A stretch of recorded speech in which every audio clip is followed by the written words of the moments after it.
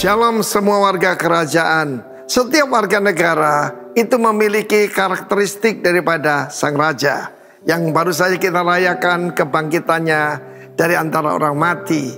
Di dalam Kisah Rasul 20 ayat 35, Rasul Paulus mengajarkan, dalam segala sesuatu kuberikan contoh kepada kamu. Pemimpin kerjanya beri contoh. Dengan bekerja keras dengan tangan, kita harus membantu orang lemah dan harus mengingat perkataan Tuhan Yesus. Memang tidak ada di Synopsis Gospel, tapi ini adalah rangkuman. Adalah lebih berbahagia memberi daripada menerima. Perkataan kasih dalam bahasa Indonesia itu adalah kata kerja, memberi. Kalau Anda mau hidup berbahagia, live a fulfilled life, maka contentment adalah suatu keharusan. Dan kita melihat di sini lebih berbahagia memberi daripada menerima. Tidak pernah kita disuruh cuma menerima, karena kepada Abraham dan keturunannya engkau akan menjadi berkat, bukan menerima berkat. Dan kebanyakan sekarang banyak sekali pengajaran tentang cuma menerima berkat. Apa gunanya? Karena tentu saja kalau kita memberi, maka kita bertindak sebagai Tuhan. God is a giver. Sebagai contoh saudaraku, dalam Lukas 12 Tuhan Yesus memperingatkan bahaya. Bahaya apa itu? Misalnya bahaya laten, covetousness, itu adalah ketamakan. Ketamakan dengan kekikiran ternyata satu kata yang sama. Ketamakan, kekikiran, pleonexia. Pleonectes atau pleonexia artinya to have more.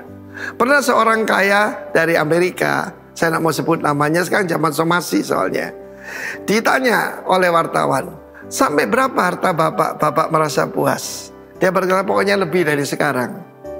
Kita lihat bahwa sifat manusia itu adalah selalu untuk diri sendiri. Dalam Lukas 12 itu dimulai dengan seseorang yang minta Yesus jadi arbitrator ataupun penengah soal warisan.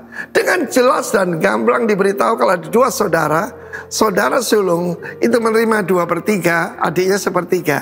Karena dia juga harus bertanggung jawab atas ibunya yang janda dan juga mungkin adiknya yang belum mantap. Dia minta, suruh kakakku berbagi. Aku tidak terima cuma diberi segini. Itu firman Tuhan loh. Yesus berkata hati-hati pada ketamakan. Lalu dia memberikan perumpamaan, ada orang kaya. Tidak ada namanya si kaya ya. Dia kaya karena apa? Bukan karena pandai, karena tanahnya berlimpah-limpah hasil. Lalu dia bertanya kepada diri sendiri. Orang sombong itu tidak tanya Tuhan, tapi tanya kepada diri sendiri, apa harus aku perbuat? Sebab tidak punya tempat, tidak cukup, gudangku tidak cukup. Ini aku perbuat, aku merombak lumbung-lumbungkan dan semuanya aku, saudaraku.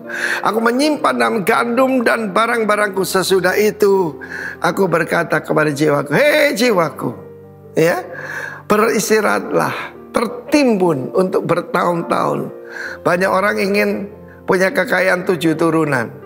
Padahal yang keturunan pertama membangun, kedua menikmati, ketiga menghancurkan. Tertimbun bertahun-tahun, istirahat, makan, minum, bersenang-senanglah. Banyak orang berpikir kalau hartanya banyak dia akan berbahagia. Demikianlah jadinya dengan orang yang mengumpulkan buat diri sendiri. Firman Tuhan, hei orang bodoh, full. Saudara, kita tahu siapa namanya, si bodoh, saudaraku ya. Malam ini juga jiwamu diambil padamu.